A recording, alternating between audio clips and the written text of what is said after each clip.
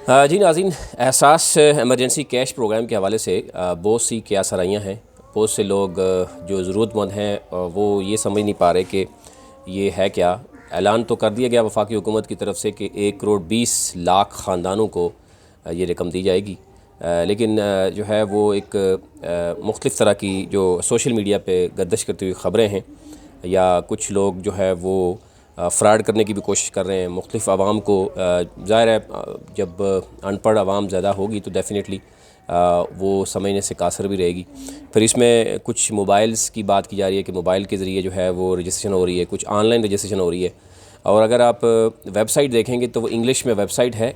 वो जिन लोगों को दिए जा रहे हैं वो उनकी क्या क्वालिफ़िकेशन है, और वो जो ज़रूरतमंद हैं वो वेबसाइट पे कैसे पहुंचेंगे। फिर दूर दराज एरियाज़ के जिनका इंटरनेट कभी इस्तेमाल नहीं किया वो लोग भी मौजूद हैं। तो बहुत सी कैसरियाँ हैं, लेकिन आसान तरीके भी हैं। पहले तो मैं आपको ये बताना चाह रहा हूँ कि 1 करोड़ 20 लाख ख़ानदानों की जो बात की जा रही है उसमें भी बहुत सी जो है वो फैक्ट्स एंड फिगर के साथ खेला जा रहा है। नंबर 1 जो डाटा दिया जा रहा है उसमें 45 लाख वो लोग हैं जो पहले से जो कफ़ालत प्रोग्राम के लोग हैं। 45 लाख वो लोग हैं जो 2000 पर मंथ ले रहे हैं, पहले से ले रहे हैं। उनको 1000 एडवांस यानी ज़्यादा दिया जाएगा, और ये 3-4 माह का जो एडवांस दिया जाएगा, चार माह का, तो 12,000 बनेगा। यानी यकमुश्त वो 12,000 लेंगे, 1000 उनको एडवांस दिया जाएगा, 2000 वो पर मंथ वैसे भी ले रहे हैं।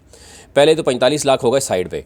रेस्ट ऑफ दी जो यानी 40 लाख लोग हैं, जो दूसरा जो कहा जा रहा है सर्वे किया जा रहा है, जो समाजी सर्वे होगा, उसमें मोस्टली लोग आ चुके हैं, वो हैं 40 लाख लोग।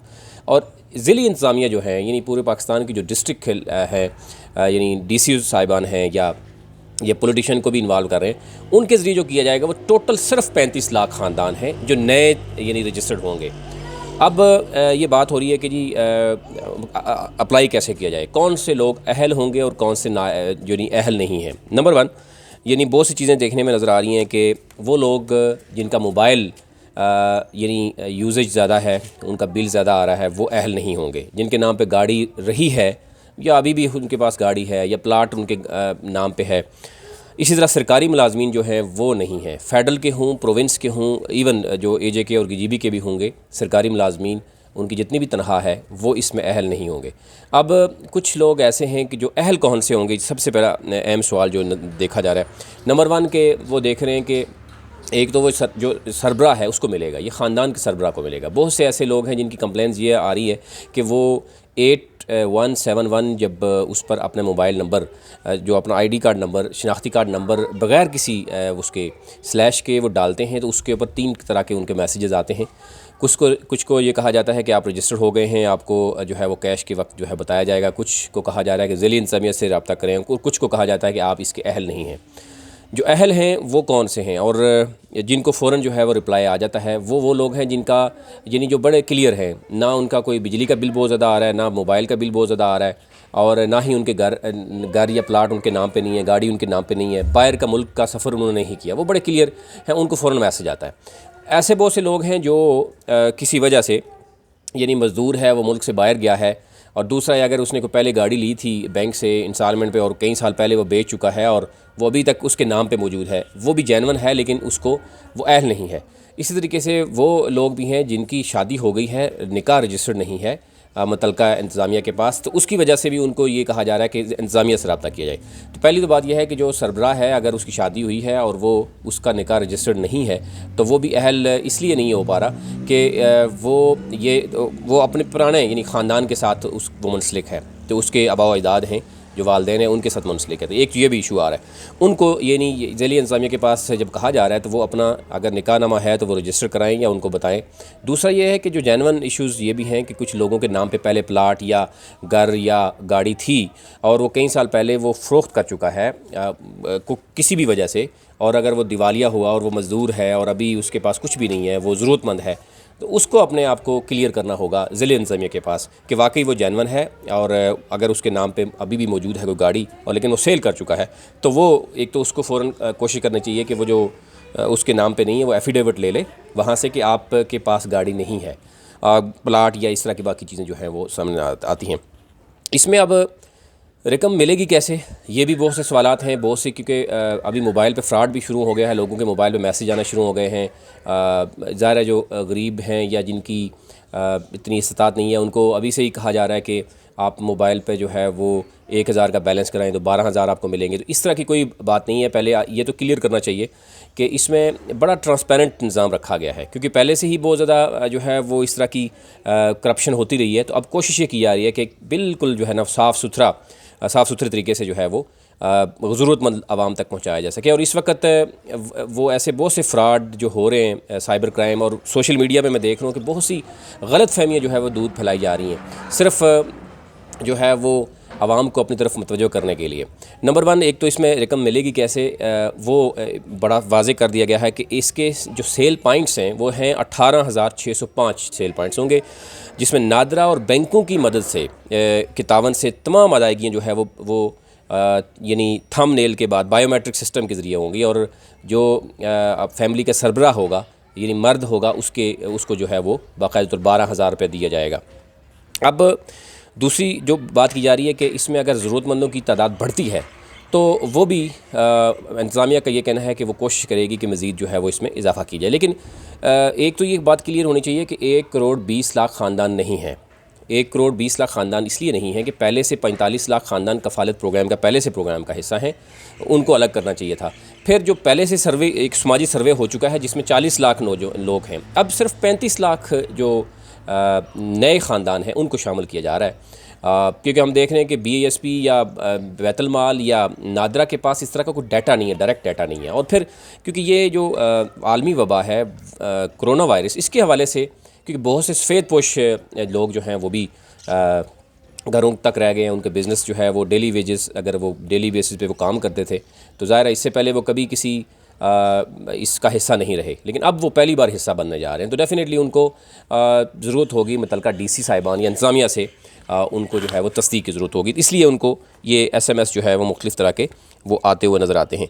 अब बड़ा आसान तरीका बताया जाएगा। एक तो ये है कि ज़ाहिर है वेबसाइट जो है वो इंग्लिश में है या उर्दू में है, एक्सेस नहीं, आम शख्स वहाँ पे नहीं पहुँच सकता। अब सबसे आसान तरीका यही है कि आप अपना शनाख्ती कार्ड नंबर जो है वो बग़ैर किसी यानी स्लैश के वो आप 8171 पर जो है वो भेज दें मोबाइल से। और ज़ाहिर है बहुत से लोगों के पास अगर क्रेडिट नहीं है तो वो किसी अपने ही फैमिली के नंबर से अगर करेगा तो डेफ़िनेटली उसको होगा। अगर किसी और से करेगा तो वह उसका रिप्लाई उसके पास आएगा, तो उसको फिर वो जवाब उस तरीके से नहीं मिलेगा। तो क्योंकि अगर आप अपने नंबर से करेंगे, आपके नाम पे जो नंबर है उसमें थोड़ा सा क्रेडिट डाल के करेंगे तो उसमें तस्दीक करना आसान हो जाएगा। अदरवाइज़ जो है वो तस्दीक नहीं हो पाएगी, क्योंकि वो मोबाइल नंबर अगर आपके नाम पर है उसी के ज़रिए से वो देखना चाहते हैं कि उस मोबाइल जो नंबर है आपके 1 या 2 नंबर आपके मोबाइल पे हैं, उसका बिल कितना आ रहा है, फिर आपका बिजली का बिल कितना है, आपके नाम पे कोई गाड़ी या प्लाट या कोई इस तरह का है या रहा हो पहले। अगर पहले से रहा हो और अब आपकी पोजीशन ठीक नहीं है तो आप इसको भी क्लियर करें, तो वो बहुत सी चीज़ें जो है वो आ जाएंगी। अब इसमें ये यकमुश्त 12,000 जो दिया जा रहा है उसमें सिर्फ 35 लाख ख़ानदान हैं। 40 लाख पहले सर्वे हो चुका है, उसमें मौजूद हैं। इसी तरह जो 45 लाख पहले जो कफ़ालत प्रोग्राम के ज़रिए उनकी जो है वो मौजूद है। अब ज़ाहिर है ये सिर्फ एहसास एमरजेंसी कैश प्रोग्राम जो वज़ीर-ए-आज़म की तरफ से जो किया गया, और इसमें 144 अरब रुपए हैं टोटल। और ये 1 करोड़ 20 लाख ख़ानदान की जो बात की जा रही है वो हमारा काम था कि मैं आपके सामने रखता, और कोशिश करिए कि जो ये साइबर क्राइम जो अभी से शुरू हो गया है, मुख्तलिफ़ तरह के आप देखेंगे कि यूट्यूब पे सोशल मीडिया पे मुख्तलिफ़ तरह के लोग अपने नंबर्स देकर लोगों को कह रहे हैं कि आप हमें कॉल्स करें, तस्दीक करें, तो उनको आप अपना डाटा कभी भी ना दें। आप कोशिश करें कि हुकूमत ने जो आसानी आपके लिए पैदा की है कि आप डायरेक्ट जो है अपने मोबाइल नंबर में बेशक 10 या 20 रुपये क्रेडिट डालकर आप ख़ुद करें, बग़ैर किसी स्पेस के आप अपना शनाख्ती कार्ड नंबर लिखें और 8171 पर भेज दें, उसका आपको रिप्लाई आएगा। 3 तरह के रिप्लाई आ रहे हैं। आप उसके बाद तीनों, एक तो फ़ौरन कहा जाता है कि आप अहल नहीं हैं, दूसरा है आप अहल हैं, या आपको कहा जा रहा है कि इंतज़ामिया से रब्ता किया जाए।